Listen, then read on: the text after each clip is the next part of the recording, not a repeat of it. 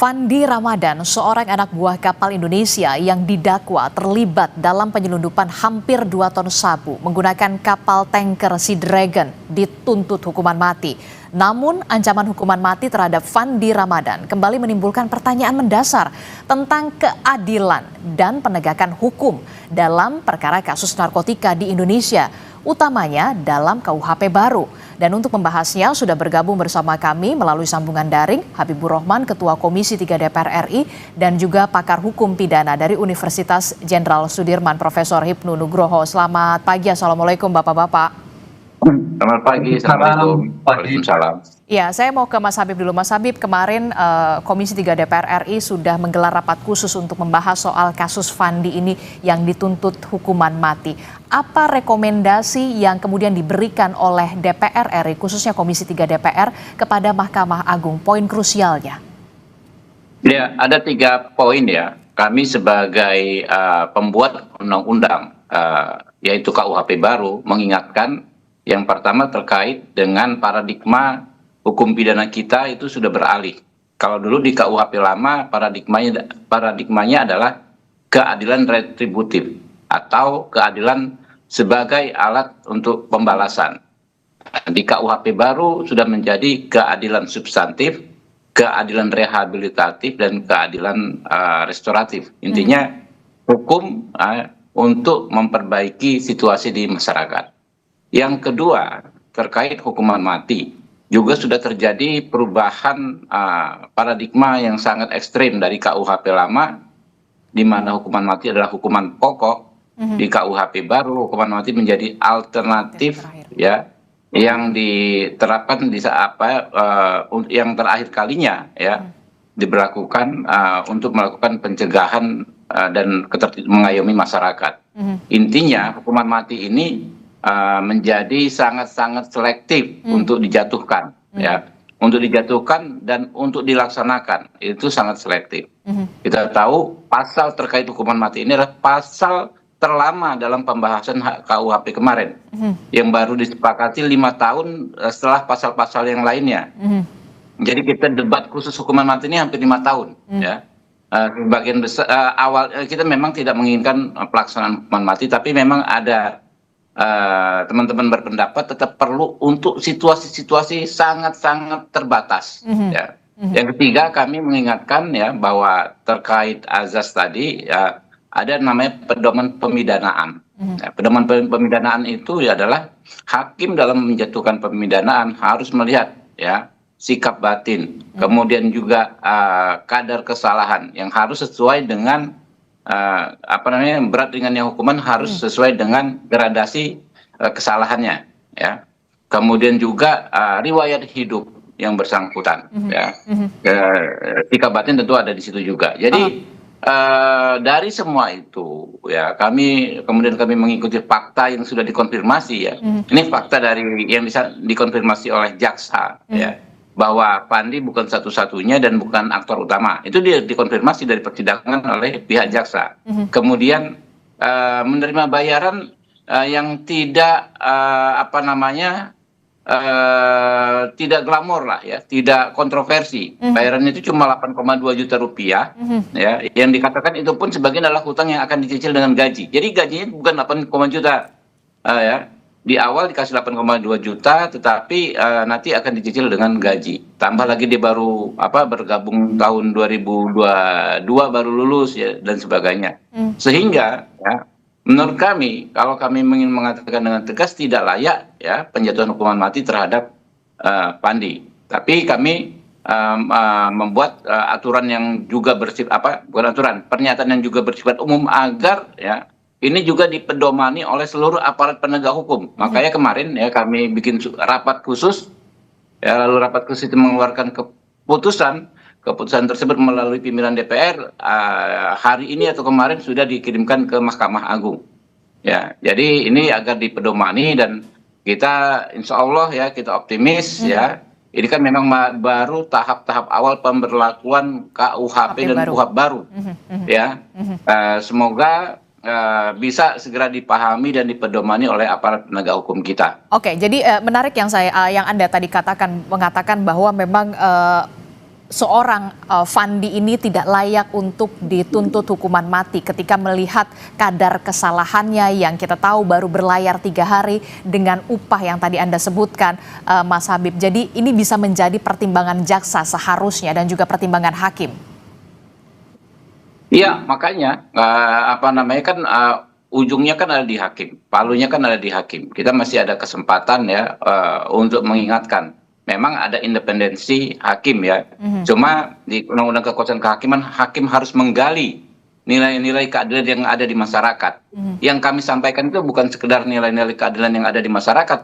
Itu kesimpulan rapat dari lembaga yang membuat KUHP baru ya, yang dia pegang di mejanya itu kami yang bikin gitu loh. Kami jelaskan maksudnya apa sehingga bisa memahami dalam membuat putusan nantinya. Oke, saya ingin ke Prof. Hipnu. Prof. Hipnu, kalau kita lihat dari kacamata hukum dari penilaian Anda di sini terkait dengan kasus Fandi, seorang ABK yang bahkan ini harus menjadi pembuktian bagaimana kadar kesalahan dari Fandi ini dalam dugaan kasus penyelundupan hampir 2 ton sabu, soal asas keadilan termasuk juga soal pemberantasan narkotika. Ini kan juga pro dan juga kontra. Bagaimana dari kacamata hukum Prof. Hipnu menilai ini soal hukuman mati atau tuntutan hukuman mati terhadap Fandi? Ya, ini Mbak Adisya. Pertama tentang tuntutan pidana mati. Di Indonesia, pidana mati itu terakhir kasus Freddy Budiman. Dan sampai sekarang, kalau kita lihat data, kebetulan saya orang Purwokerto, di Nusa Kambangan yang menunggu mati itu ada 250 eksekusi mati. Nusa Kambangan. Kalau di tingkat nasional ada 400 eksekusi mati. Pertanyaannya, kapan eksekusi mati? Dalam konteks hukum, itu namanya hukum belum selesai. Karena ada istilah hukum, ada litis vitae oper. Hukum itu harus selesai. Sehingga suatu putusan kalau belum didiskusi, ya belum selesai. Ini menjadi problem nasional penegakan hukum yang belum selesai. Sehingga kalau ditambah hari ini berarti menjadi 400 lebih. Nah, pertanyaannya kapan itu eksekusi? Itu yang pertama. Yang kedua, tentang tuntutan mati. Memang betul ya, di dalam jaksa itu meletakkan pada Undang-Undang Narkotika karena locus tempus narkotika. Tapi sekarang kan sudah ada perubahan dalam KUHP nasional. Jadi poin-poin yang terhadap tindak pidana narkotika itu diambil di dalam KUHP baru, kan itu. Oleh karena itu dalam putusan baru itu KUHP baru tadi Bang Habib tadi nggak ada pidana mati alternatif, yang hanya ada pidana seumur hidup. Tapi itu nanti ranah pengadilan. Makanya dalam hal seandainya nanti masuk sampai pada tuntutan di majelis hakim, saya kira ada berlaku lex favorio, bahwa dalam hal terjadi perubahan undang-undang dipakai yang meringankan, kan itu. Nah, itu yang pertama. Yang kedua, dalam konteks hukum terhadap Mbak Aris, kita dulu ada perkembangan monistis, jadi tidak dibedakan antara pelaku dan perbuatan. Nah, perkembangan yang sekarang ada suatu konsep dualistis antara perbuatan dan pelaku. Nah, di sini betul memang ada perbuatannya ditemukan 2 ton gitu loh. Tapi pertanyaannya, pelakunya seperti apa? Baru 3 hari. Bagaimana kemampuan melihatnya? Apakah tidak terjadi karena ada relasi kuasa? Ini yang harus dilihat. Dengan demikian kalau kita lihat perbuatan betul 2 ton, tapi bagaimana kondisi si pelaku? Disinilah yang melitik beratkan konsep dualitis yang berkembang itu, melihat betul-betul si pelaku itu harkat, martabat, kedudukan, sikap batin yang tadi Bang Abdul katakan, itu harus sudah jelas. Kalau ya akhirnya seperti ini lah, tampaknya mungkin pada waktu pembuktian di persidangan, majelis hakim, penasihat hukum tidak membuka sampai hingga terjadi putusan yang seperti ini. Begitu, Pak. Oke, termasuk juga soal dalam tanda kutip ya peran dari aktor utama yang sampai saat ini kalau kita lihat Mr. Tan yang diketahui Mr. Tan atau alias Jackie Tan kini masuk dalam daftar pencarian orang. Ini merupakan salah satu aktor utama dalam kasus penyelundupan sabu 2 ton ini. Bagaimana dengan kadar kesalahan Fandi, walaupun memang dikatakan Fandi dan terdakwa lainnya ini menerima uang. Apakah kemudian bagaimana proses persidangan selanjutnya? Apakah Anda yakin putusan akan sesuai dengan tuntutan atau kemudian seperti apa? Ya, apalagi ini pelaku utamanya belum. Jadi dalam konsep KUHP nasional ada yang namanya penyertaan, turut serta. Bagaimana peran serta pelaku, turut serta pelaku utama yang terjadi. Nah, dalam hal ini pelaku utamanya nggak ketemu. Dan pelaku-pelaku yang lain tampaknya kita juga belum mendengar apakah sudah dituntut atau belum. Jadi ada yang pikiran melompat ini, wong pelaku yang lain yang tanda petik mungkin pelaku aja belum ada tuntutan, kok Fandi kalau kita melihat sebagai mungkin pelaku yang membantu ya, pelaku politik ketiga. Ada pelaku utama, pelaku kedua, pelaku tiga. Nah, saya kira pelaku kedua itu seperti apa kita belum mendengar. Harusnya kalau kita mendengar ketika pelaku utama ketemu, pelaku kedua yang bagai penyertaan itu sudah dituntut dulu, baru yang dengan sampai Kompas TV, Bang Habib dan sebagainya menyampaikan ke Mahkamah Agung akan melihat bahwa konteks pemidaan sekarang adalah meletakkan sebagai rehabilitatif suatu perbaikan tentang bagaimana pelaku, apalagi kan masih muda. Ini saya kira sebuah bentuk pertanggungjawaban negara melihat sebagai aspek dualistis pelaku dan perbuatannya harus melihat secara komprehensif. Oke, harus dilihat secara komprehensif. Tapi kemudian penting juga untuk diingat adalah untuk peran dari aktor utamanya, yakni Mr. Tan yang sampai saat ini juga masih DPO. Mas Habib, bagaimana Anda melihat ini? Ya, kita akan dorong terus juga, memang ini harus tuntas. Ya. Yang pelaku utama mastermind-nya tentu harus ditangkap. Dan saya kalau terhadap mastermind, ya, terhadap orang yang merencanakan ini semua lalu paling banyak mengambil keuntungan, saya sangat sepakat diterapkan hukuman mati, karena itu 2 ton itu daya rusaknya itu luar biasa ke masyarakat kita kan. Ya, jadi kita dorong saja ya, tapi memang faktanya memang kan nggak mudah. Ini kan kejahatan lintas negara biasanya ya. Dalam situasi seperti ini pelaku utama itu tidak ada di Indonesia ya. Pelaku utama mengendalikan kejahatan ini dari luar Indonesia. Ini yang kita dorong ya kepada penegak hukum untuk menggunakan semua protokol yang mereka miliki untuk menangkap si pelaku utama beserta jaringannya. Oke, tapi saya ke Prof. Ibnu. Prof. Ibnu, terkait dengan Fandi, ini kita membahas soal Fandi. Ini kan sudah dituntut oleh jaksa penuntut umum pidana seumur hidup. Pidana mati maksud saya. Kemudian apakah ini hanya efek kejut atau seperti apa? Kalau Anda melihatnya dari kacamata hukum. Ya, dari aspek norma itu tidak salah, karena pasal yang didakwakan adalah sebagai bentuk pengedar. Bandar ini bandar loh Pak. Jadi tuduhannya itu bandar, nggak salah. Tapi dalam sebagai implementasi dalam tuntutan tampaknya itu efek kejut. Kenapa sampai katakan efek kejut? Saya kira penegak hukum tahu. Pertanyaannya sampai detik ini, adakah kasus mati? Nggak ada. Tadi saya katakan hampir 250 ada Nusa Kambangan, hampir yang lain di Indonesia. Jadi total itu ada 400-an yang menunggu eksekusi mati. Nah pertanyaannya, dengan KUHP baru yang Bang Habib tadi sampaikan, itu menjadi persyaratan khusus seandainya. Dengan demikian, sampai tuntutan itu saya kira merupakan efek kejut. Dan itu bagus. Karena di Indonesia itu narkotika itu memang tampak marak sekali. Sehingga jangan sampai perkembangan tindak pidana narkotika itu merajalela kemana-mana. Dengan efek kejut itu mudah-mudahan menjadikan shock terapi bagi yang coba-coba sebagai pengedar, pelaku, apalagi bandar. Itu yang kita maksud seperti itu, Mbak. Jadi namanya suatu pertimbangan tuntutan kadang-kadang pendekatan normatif dan pendekatan sosiologis. Nah, pendekatan sosiologis itu bagus karena bagaimana juga manusia juga bisa berpikir, menjadikan takut, kejut untuk tidak melakukan seperti yang terjadi sekarang ini. Oke, ini menjadi efek kejut begitu ya untuk bagi para penyelundup narkotika. Tapi kemudian yang menjadi pertanyaan saya, Mas Habib, kalau misalkan oke lah Fandi nanti dikatakan tidak hukuman mati begitu ya, tapi kemudian bagaimana dengan terdakwa lainnya yang punya kadar kesalahan yang lebih berat dalam tanda kutip? Ini tentu saja menjadi perhatian kita bersama begitu. Tidak main-main, hampir 2 ton sabu, Mas Habib. Iya, dalam hukum itu berat ringannya pemidanaan harus sesuai dengan gradasi kesalahan.